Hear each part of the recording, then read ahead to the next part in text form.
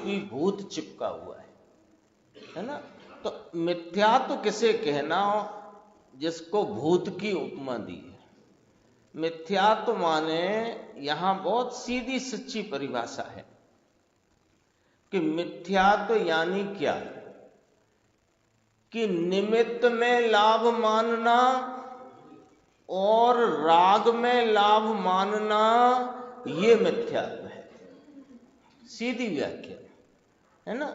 आगम की व्याख्या, वो तार्किक व्याख्या इस प्रकार है कि जैसा वस्तु का स्वरूप है वैसा नहीं जानता मानता, और जैसा वस्तु का स्वरूप है नहीं वैसा जानता और मानता है, तो उसको मिथ्यात्व कहते हैं। ये बात तो ठीक है, पर इसकी प्रायोगिक समझने वाली व्याख्या कि जो निमित्त हैं, प्रशस्त निमित्त हों कि अप्रशस्त, तो प्रशस्त निमित्त देव गुरु शास्त्र से लाभ मानना और उनके लक्ष्य में होने वाले शुभ राग में धर्म मानना, ये मिथ्यात्व का भूत है।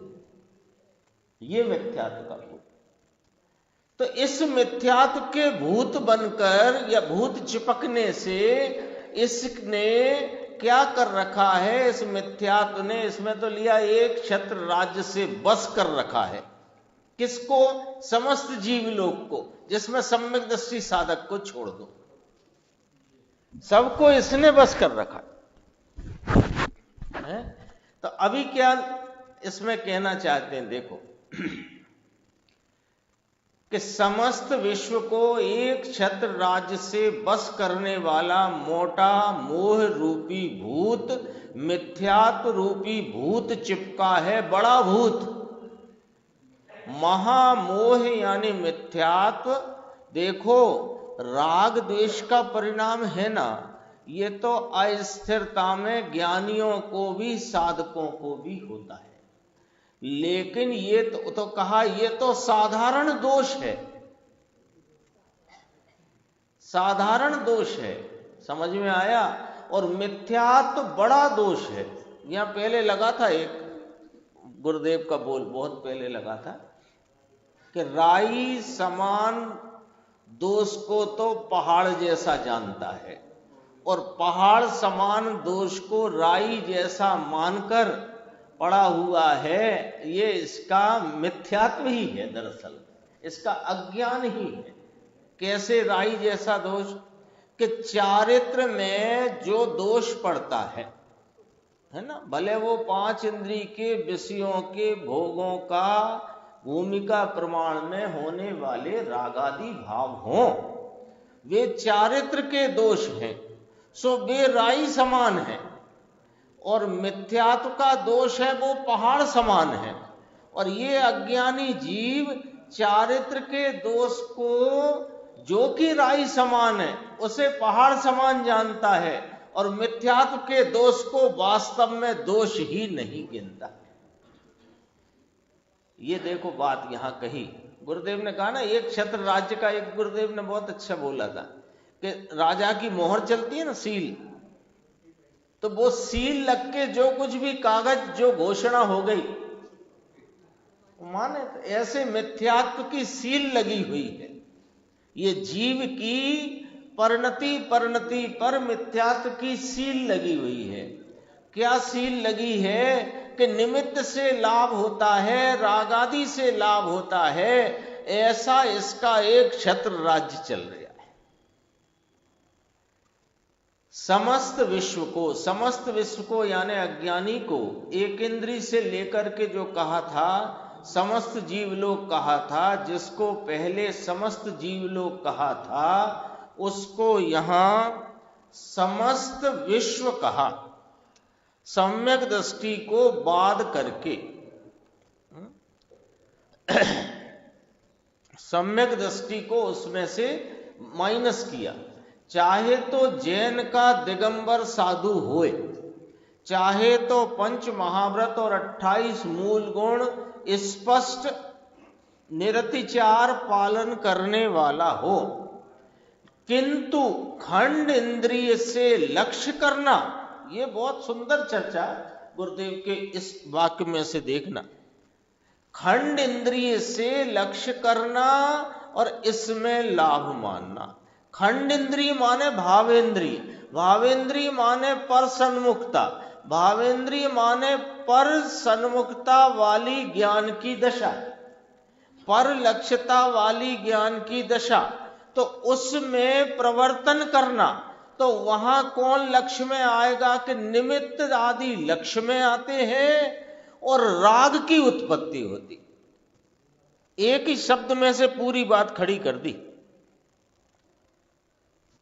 खंड इंद्रिय से लक्ष्य करना, तो इसमें एक में ही सारी बात खड़ी हो गई। देखो खंड इंद्रिय से लक्ष्य करना, खंड इंद्रिय से लक्ष्य करना माने ज्ञान का तो परिणमन है। अब ज्ञान की दशा में उस दशा को इधर ना झुकाकर जो पर सन्मुखता में प्रवर्तन हुआ ज्ञान का, तो वही भावेंद्रीय रूप परिणमन है। तो उसमें विषय कौन बनेगा? आत्मा तो विषय बनेगा नहीं, तो उसमें विषय बनेंगे निमित्त आदि पर पदार्थ। और परिणति में क्या उत्पन्न होगा? आनंद के राग उत्पन्न होगा। तो वो जो राग है और निमित्त है, उसमें लाभ मानना और उससे उसको विषय करना। देखो लाभ मानेगा तो उधर ही झुकेगा ना, जिसमें लाभ मानेगा उधर झुकेगा ना। चार चीजें आई हो थाली में, तो जिसको ज्यादा स्वादिष्ट समझेगा उधर ही जाएगी ना चम्मच उसकी। तो लाभ कहां मानता है कि पर निमित्तों में लाभ मानता है और वहां उत्पन्न राग में लाभ मानता है, तो इसका झुकाव वहां को जाता है, तो उससे विषय करता है। ये देखो, ये बहुत सुंदर चर्चा यहां से निकल करके आ रही है। ये मिथ्या दृष्टि का विषय है। जगत पूरा का पूरा साधकों को छोड़कर सारा जगत मिथ्या दृष्टि, तो उनका कोई विषय होगा कि नहीं? और सारे जगत में काम भोग बंधन की कथा से विरक्त, अपने चैतन्य में को श्रद्धा में लेने वाले, उसका अनुसरण करने वाले ऐसे साधक जीव सम्यक दृष्टि, उनका भी कोई विषय होगा। दो बातें रखी ना सामने। दो तरह के जीव हैं संसार में, मिथ्या दृष्टि और सम्यक दृष्टि। तो मिथ्या दृष्टि का विषय क्या और सम्यक दृष्टि का विषय क्या, ये बात यहां पर गुरुदेव श्री ने ली। देखो, तो इसका विषय क्या है मिथ्या दृष्टि का, जो अभी अपन ने देखा कि स्वयं को छोड़कर, अपने स्वयं विषय को छोड़कर परलक्षी ज्ञान की दशा में ये निमित्तों को लक्ष्य करता है, राग को उत्पन्न करता है, उनमें लाभ मानता है, इसलिए उनको विषय करता है। ये मिथ्या दृष्टि का विषय। अब आगे देखो, बाहर का विषय जो दृष्टि का पर है, दृष्टि का पर, दृष्टि होनी चाहिए स्वयं पर, तो ये पर है। सम्यक दृष्टि का विषय स्वयं है। भगवान आत्मा एकत्व है। तो तीसरी गाथा से जोड़ो, एकत्व निश्चयगत समय सर्वत्र सुंदर लोक में। तो एकत्व स्वरूप आत्मा, तो एकत्व में पर्याय में राग रहित पर्याय हुई है, आनंद की पर्याय हुई है, लेकिन इसकी दृष्टि है द्रव्य ऊपर, पर्याय पर नहीं। तो सम्यक दृष्टि का विषय क्या नक्की हुआ? अपना द्रव्य स्वभाव ध्रुव अखंड अभेद हाजरा हुजूर निरंतर प्रवर्तमान विद्यमान, ये अपना विषय, ये सम्यक दृष्टि का स्वयं विषय। और मिथ्या दृष्टि का विषय क्या? इस विषय को छोड़कर सारा जगत, और वहां उत्पन्न होता राग। विषय हो गया ना, उसका भी तो कोई विषय होगा। देखो ज्ञान है कि नहीं, ज्ञान बिना का कौन है, ज्ञान बिना का कौन है? किस समय कोई जीव ज्ञान बिना का है? कोई समय नहीं। तो ज्ञान में प्रवर्तन हो और विषय न बने, ऐसा कैसे होएगा? तो अनादि से जो अज्ञान चला आया, जो मिथ्या दर्शन चला आया, तो वो मिथ्या दर्शन वाले अज्ञानी के ज्ञान का कोई विषय है कि नहीं? श्रद्धा का विषय है कि नहीं? क्यों अहम भी करेगा कहीं ना कहीं, तो उसका विषय भी खोल दिया और सम्यक दृष्टि का विषय भी आया। और थोड़ा विस्तार आएगा इसका। देखो थोड़ी चर्चा ये ली थी कि बैल की जैसी भार को ढोता है बोझा, तो कहा क्लिश्यताम एव तपो भारेण। कलश टीका में ये अमृतचंद्र आचार्य का कलश आया कि तप रूपी भार, राग का विकल्प का भार ढोता है अज्ञानी। मिथ्या दृष्टि को मिथ्यात्व है और उसी भाव का बोझा है। फिर ये देखना जरा इसमें कि खंड खंड इंद्रिय ऊपर बुद्धि है, पर विषय को जानना होता है ना। किसके अभी आई थी ना बात, मिथ्या दृष्टि का विषय। मिथ्या दृष्टि अज्ञानी का विषय क्या?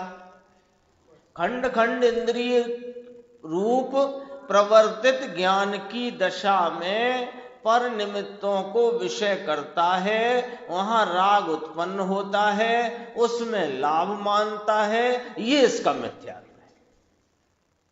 ठीक है, अभी देखो खंड खंड इंद्रिय ऊपर बुद्धि है। बुद्धि माने वो परलक्षी ज्ञान को ही अपना स्वरूप मानता है, बुद्धि है का अर्थ है ना। खंड खंड ऊपर, खंड खंड इंद्रिय ऊपर बुद्धि है, उसका अर्थ कि खंड खंड इंद्रिय रूप प्रवर्तित बहिर्मुखी परलक्षी ज्ञान को ही अपना स्वरूप मानता है। पर विषय का उसमें जानना होता है, स्व विषय तो जानने में आता नहीं। भावेंद्रीय रूप परिणमन में कौन विषय आएगा? पर विषय, मूर्तिक आदि पदार्थ। स्व विषय अमूर्ति, अमूर्तिक अतीन्द्रिय तो विषय होगा नहीं। तो अब ये क्या करता है? क्योंकि विषय तो वही है, वो बाहर का ही मामला इसके ज्ञान में विषय बन रहा है। तो ये क्या करता है? ये देखा तो ये जाना, ये देखा तो जाना, यहां देखा तो जाना। अरे अपने ज्ञान को जानता है, ऐसा तो ये मानता नहीं, उसका इसे विश्वास नहीं, भरोसा नहीं।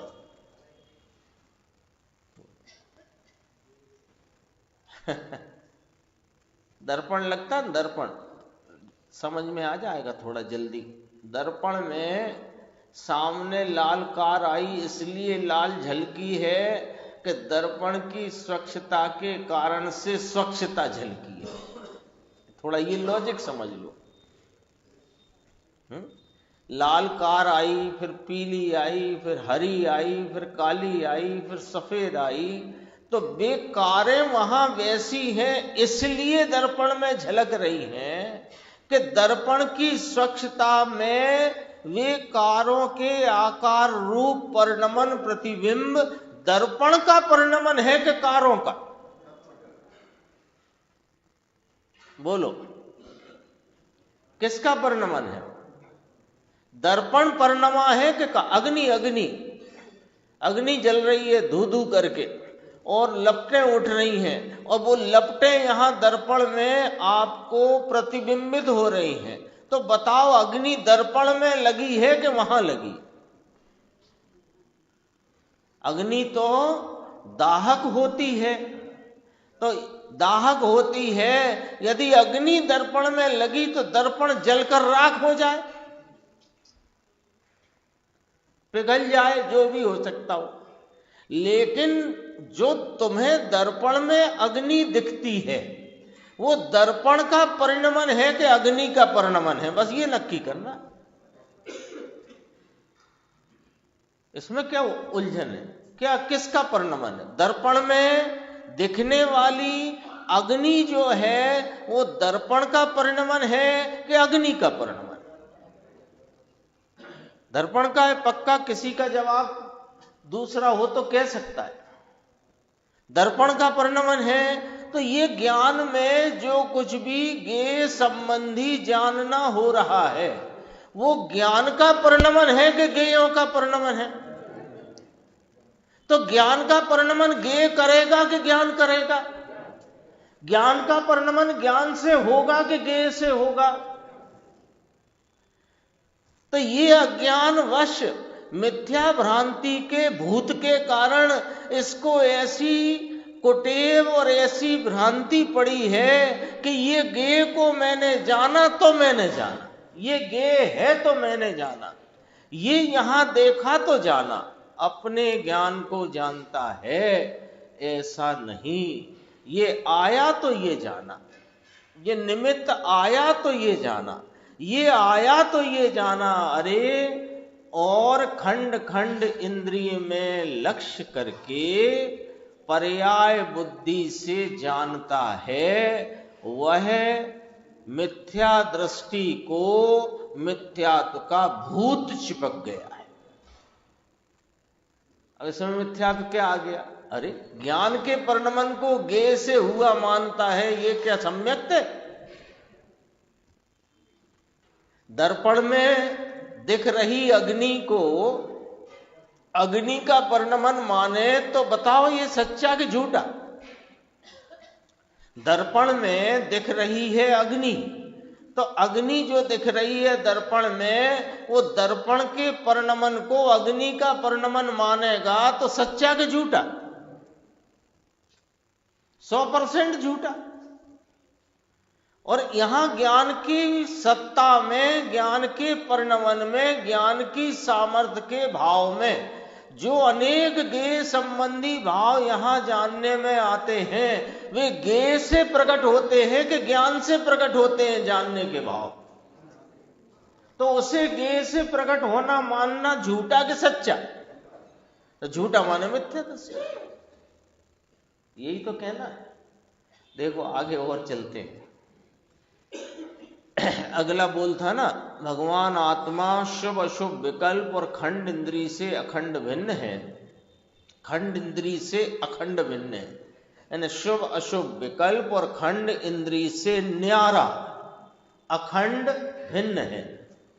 इसलिए इंद्रिय ग्राम माने इंद्रियों का समूह, इंद्रिय विषय ग्राम जो 31 में कहना है ना, 31 गाथा कल भी अपन ने चर्चा में ली थी, परसों भी ली थी, और फिर संक्षेप में याद कर लेते हैं। इंद्रिय ग्राम में क्या आ गया कि इंद्रिय के विषयभूत पदार्थ द्रव्येंद्रिय और भावेंद्रिय है ना, ये तीनों इंद्रिय ग्राम। अब देखो मिथ्यात्व का भूत चिपका होए तो शुभ अशुभ भाव का बोझा उठाकर, जो पीछे वाला बोल आया था बैल की भांति, बोझा उठाकर ऐसे लक्ष्य करूं, ऐसे लक्ष्य करूं, भगवान को देख लूं, मूर्ति को देख लूं, ये इंद्रिय के विषयभूत पदार्थों में इसकी ये मिथ्या दृष्टि के विषय। बड़ा अटपटा सा लगता है। देव गुरु शास्त्र वीतरागी देव साक्षात विराजमान तीर्थंकर परमात्मा, उनकी खिरती हुई दिव्य ध्वनि है ना, भवतापहारी वो जगत को हितकारी ऐसी दिव्य ध्वनि, उसको विषय बनाकर उसमें लाभ माने, वो मिथ्या दृष्टि है, और ये मिथ्या दृष्टि का विषय। बात तो कठिन पड़ती है, कठिन पड़ जाती है बात, लेकिन समझना तो पड़ेगी, क्योंकि वहां अटका रहेगा तो स्वरूप की प्राप्ति होगी नहीं। ये प्रवचन में कोई खास बात ये आई कि मिथ्या दृष्टि का विषय क्या, सम्यक दृष्टि का विषय तो पूरे समय सार में सुनाएंगे ही और सुना ही रहे। यहां तो काम भोग बंधन की ही कथा सुनी है, तो इस संदर्भ से मिथ्या दृष्टि का विषय क्या, इस बात को खोला। आज के प्रवचन में भी बहुत चर्चा आई, ये तो अपन कल वाले पे अपनी चर्चा चलती है। देखो इसको क्या रहता है? शुभ अशुभ भाव का बोझा उठाता हुआ मिथ्यात्व के भूत से परेशान ये जीव, इसको ऐसा लगता है भगवान को देख लूं, मूर्ति को देख लूं, दया पालूं, व्रत पालूं, ऐसा करूं, ऐसा इंद्रिय ग्राम ने घेरा घाला है। इंद्रिय ग्राम ने घेरा घाला है। इंद्रिय ग्राम का अभी अर्थ कर चुके अपन, 3 बोल। इंद्रिय के विषयभूत पदार्थ, द्रविंद्रिय और भावेंद्रिय, ज्ञान की बहिर्मुखी दशा जिनमें इंद्रिय के विषयभूत पदार्थ विषय है। ठीक है, तो ये इसने इसको घेरा घाला है। तो विषय में है, पर इसको कैसे घेरे में ले लिया इसने? मिथ्यात्व दृष्टि को, मिथ्यात्व के भूत जिसको चिपका है, उसको इनने कैसे घेरे में ले लिया कि ये उनमें लाभ मानता है। लाभ मानता है इसलिए उस घेरे में उलझा है। भावेंद्री को, यानी ये जो ज्ञान की दशा की दिशा उधर को जाती है, उसमें लाभ मानता है, जबकि वास्तविक लाभ ज्ञान की दशा, वर्तमान दशा इधर स्वरूप में झुके तो लाभ है। और मानता क्या है?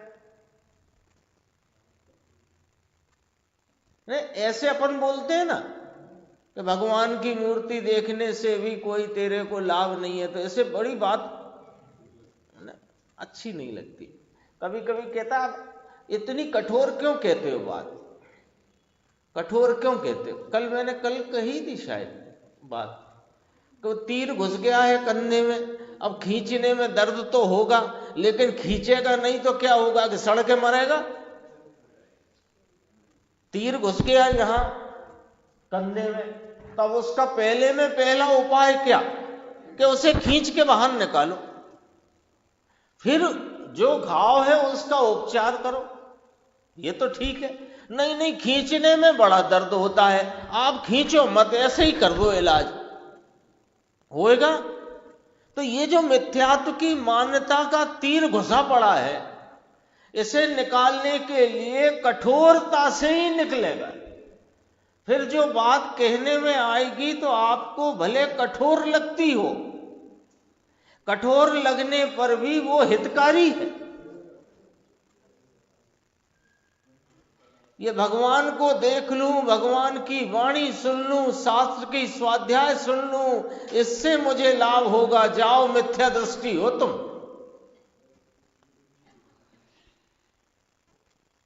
ये क्या हुआ? तो तुम ये तो समझो, जिन तीर्थंकर परमात्मा की भक्ति करने के प्रति तुम्हें लाभ बुद्धि चलती है, वो तीर्थंकर परमात्मा क्या कह रहे हैं वो तो सुन लो एक बार शांति से। वे कह रहे हैं पर दब्बाओ दुख गई और सद दब्बाओ सुख गई।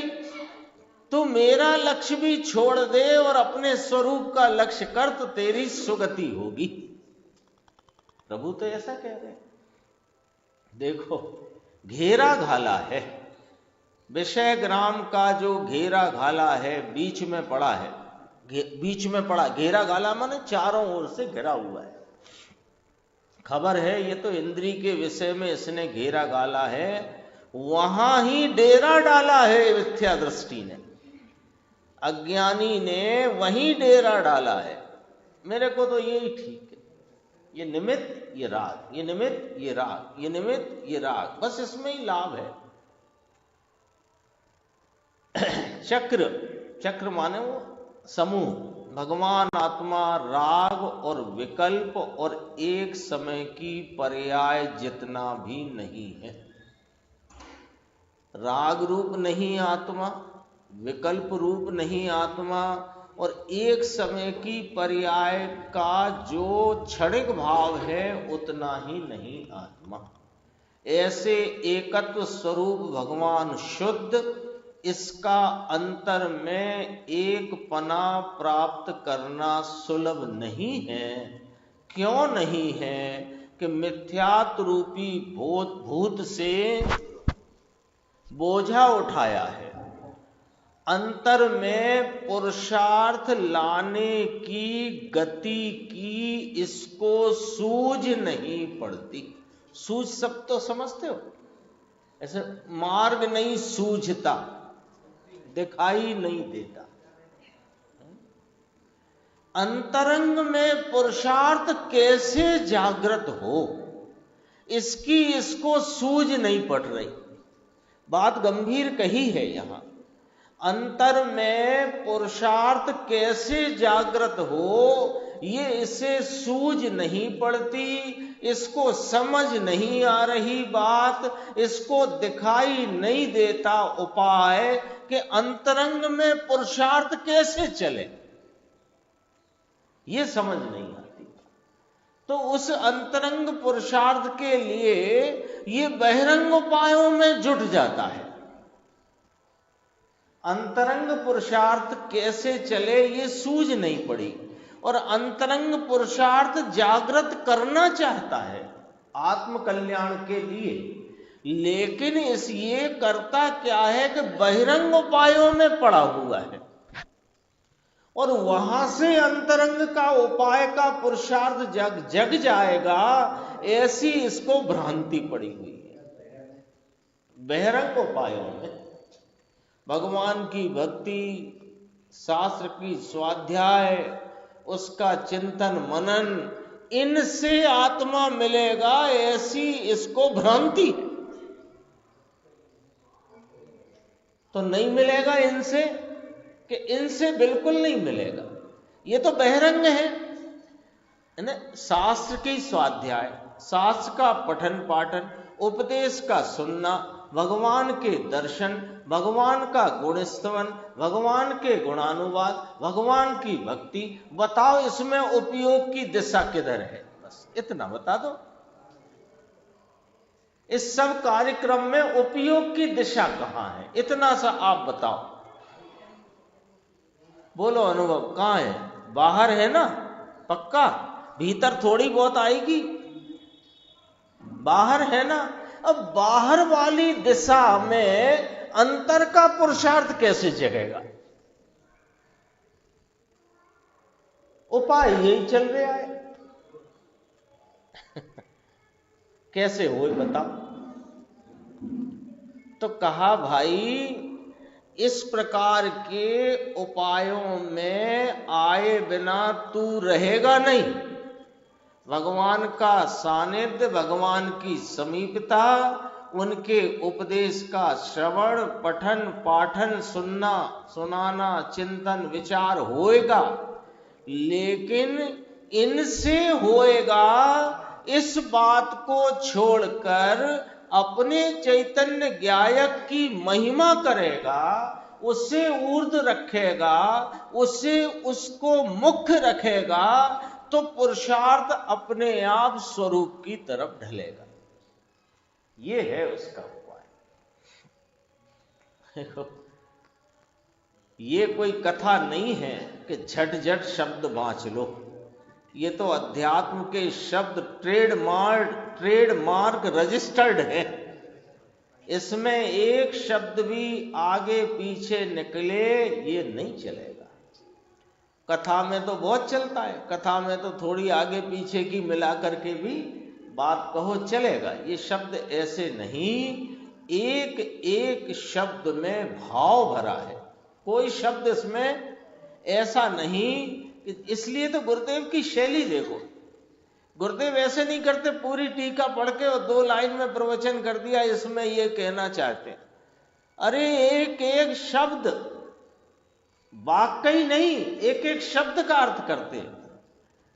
देखो अब अगला बोल आया, जोर से फटी हुई, फट निकली हुई तृष्णा रूपी, क्या कहते हैं, मिथ्या भ्रांति भ्रम है ना।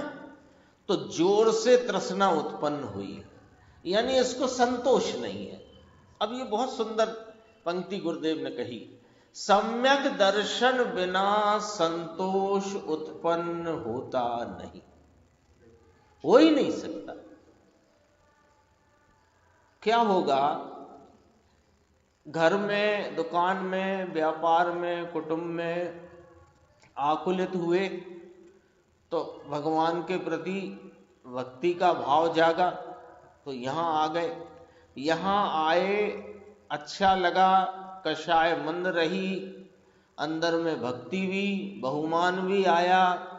फिर क्या हुआ? संतोष मिल गया? नहीं मिला ना। फिर वो दूसरी इच्छा जागी। अब जलपान का समय हो गया है, दूसरी इच्छा जागी, दुकान खोलने का समय हो गया है। संतुष्ट हो गए थे तो फिर यहीं रहते, फिर क्यों पलट गए? फिर दुकान पे बैठा 8 घंटे 10 घंटे, तो फिर वहां संतुष्ट हो तो फिर वहीं रहो रात भर।